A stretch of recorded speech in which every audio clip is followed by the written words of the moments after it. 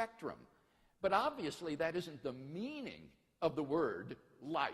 People knew how to use the word light long before they discovered its physical nature. And I might also add, they certainly knew the difference between light and darkness long before they understood the physics of light. Now, in exactly the same way, we can know the meaning of moral terms like good and evil, right and wrong, and know the difference between good and evil without being aware that the good is grounded in God ontologically. So that is the position I'm defending tonight, is that moral values are grounded ontologically in God. Second, our moral duties are grounded by God's commandments, which are necessary reflections of his nature. Here, the only response I detected from Dr. Harris was to refer to the atrocities in the Hebrew Bible. But I think this is quite irrelevant to tonight's discussion. There are plenty of divine command theorists who are not Jews or Christians and place no stock whatsoever in the Bible.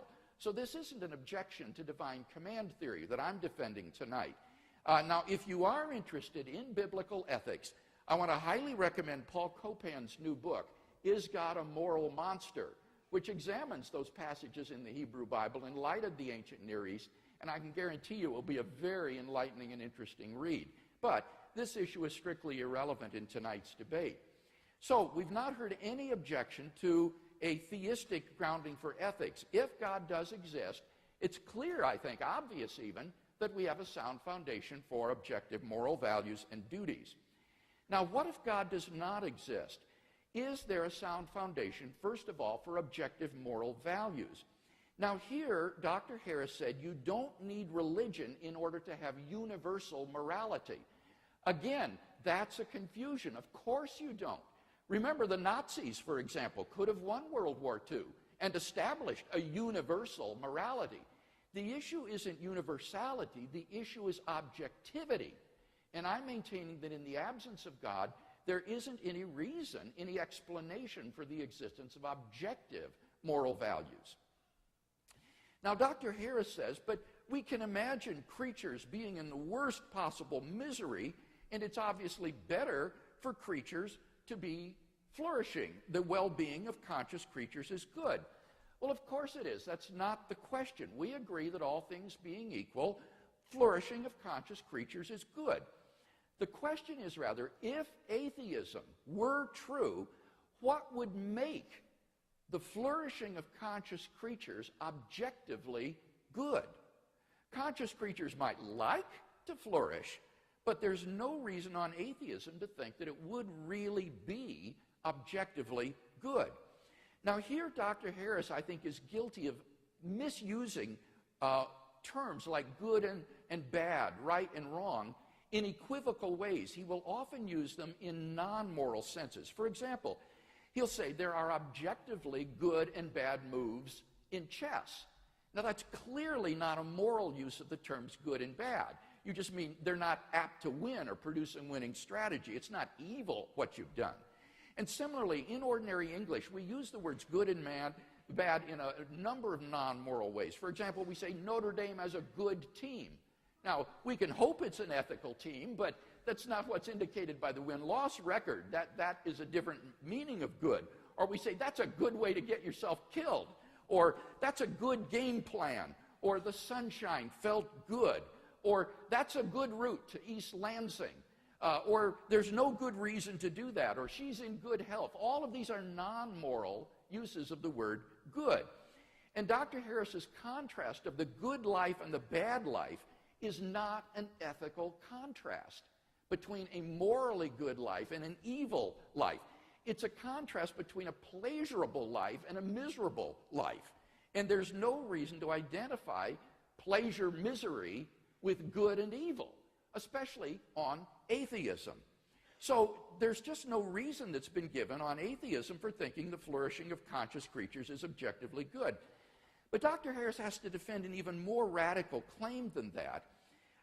He claims that the property of being good is identical with the property of creaturely flourishing. And he's not offered any defense of this radical identity claim. In fact, I think we have a knockdown argument against it. Now, bear with me here. This is a little technical. On the next to last page of his book, Dr. Harris makes the telling admission that if people like rapists, liars, and thieves could be just as happy as good people, then his moral landscape would no longer be a moral landscape.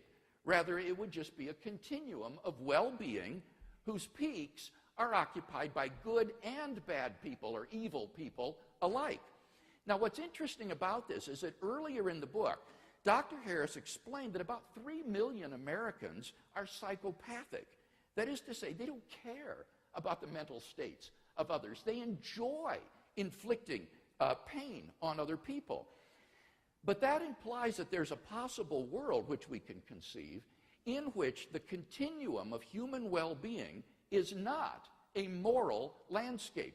The peaks of well-being could be occupied by evil people. But that entails that in the actual world, the continuum of well-being and the moral landscape are not identical either. For identity is a necessary relation. There is no possible world in which some entity A is not identical to A. So if there's any possible world in which A is not identical to B, then it follows that A is not in fact identical to B. Now, since it's possible that human well-being and moral goodness are not identical, it follows necessarily that human well-being and goodness are not the same as Dr. Harris has asserted in his book. Now, it's not often in philosophy that you get a knockdown argument against a position, but I think we've got one here by granting that it's possible that the continuum of well-being is not identical to the moral landscape. Dr. Harris's view becomes logically incoherent. And all of this goes to underline my fundamental point that on atheism, there's just no reason to identify the well-being of conscious creatures with moral goodness. Atheism cannot explain the reality, the objective reality of moral values. What about objective moral duties? I first argued from the is-ought distinction that there is no basis on atheism for thinking that we have any moral duties. And here Dr. Harris says, if we have a moral duty to do anything, we have a duty to avoid the worst possible misery. But the question is the antecedent of that conditional. If we have a moral duty to do anything, what I'm arguing is that on atheism, I don't see any reason to think we have any moral duties to do anything. Moral obligations or prohibitions arise in response to imperatives from a competent authority. For example, if a policeman tells you to pull over, then because of his authority, who he is, you are legally obligated to pull over. But if some random stranger tells you to pull over, you're not legally obligated to do so.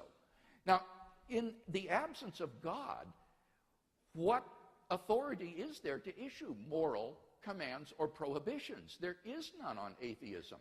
And therefore, there are no moral imperatives for us to obey. In the absence of God, there just isn't any sort of moral obligation or prohibition that characterizes our lives. In particular, we're not morally obligated to promote the flourishing of conscious creatures. So this is-ought distinction seems to me to be one that's fatal to Dr. Harris's position and has been widely recognized as such by reviewers of the moral landscape.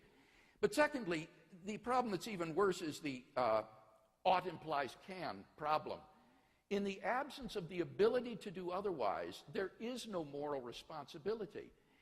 In the absence of freedom of the will, we are just puppets or electrochemical machines.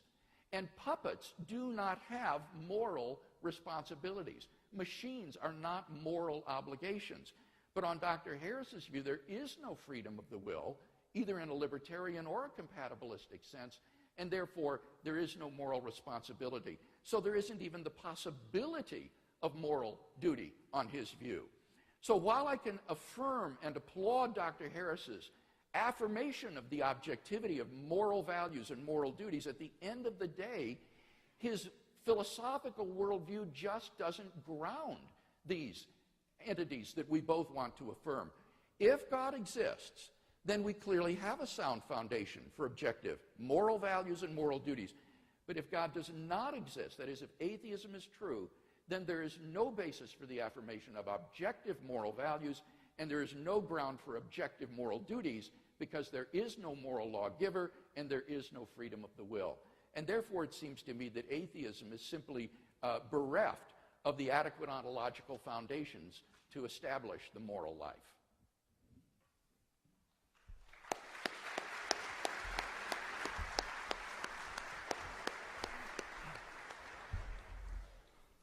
Dr. Harris now has 12 minutes. Timekeeper, are you ready? Begin. Well, that was all very interesting. Ask yourselves, what is wrong with spending eternity in hell? Well, I'm told it's rather hot there, for one. Dr. Craig is not offering an alternative view of morality. Okay, the whole point of Christianity, or so it is imagined, is to safeguard the eternal well-being of human souls. Now, happily, there's absolutely no evidence that the Christian hell exists. Okay, I think we should look at the consequences of believing in this framework, this theistic framework, in this world, and what these moral underpinnings actually would be. 9 million children die every year before they reach the age of 5.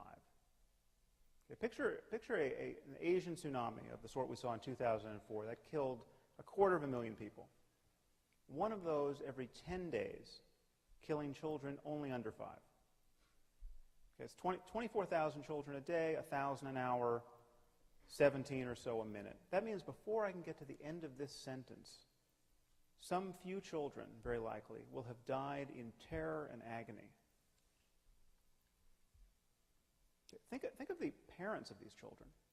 Think of the fact that most of these men and women believe in God and are praying at this moment for their children to be spared.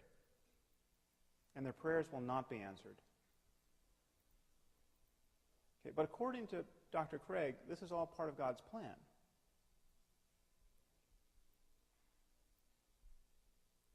Any God who would allow children by the millions to suffer and die in this way, and their parents to grieve in this way, either can do nothing to help them or doesn't care to.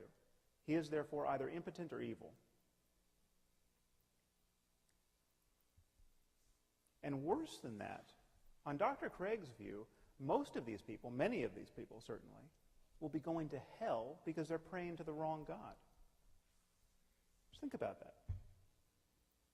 Okay, through no fault of their own, they were born into the wrong culture where they got the wrong theology and they missed the revelation.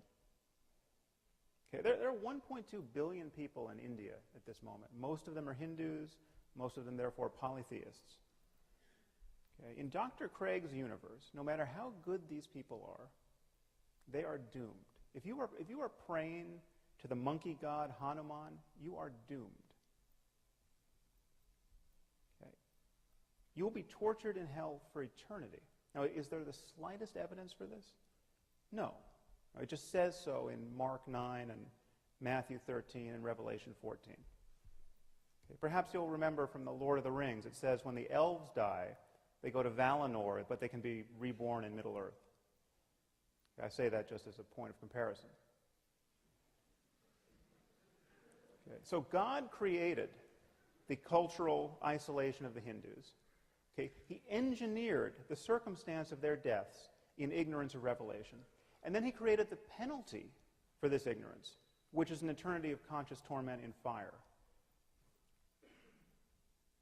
Okay, on the other hand, on Dr. Craig's account, your run-of-the-mill serial killer in America, okay, who spent his life raping and torturing children, need only come to God, come to Jesus on death row, and after a final meal of fried chicken, he's going to spend an eternity in heaven after death.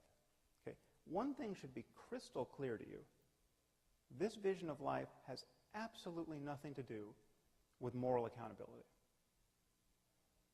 Okay, and please notice the double standard that people like Dr. Craig use to exonerate God from all this evil. Okay, we're told that God is love.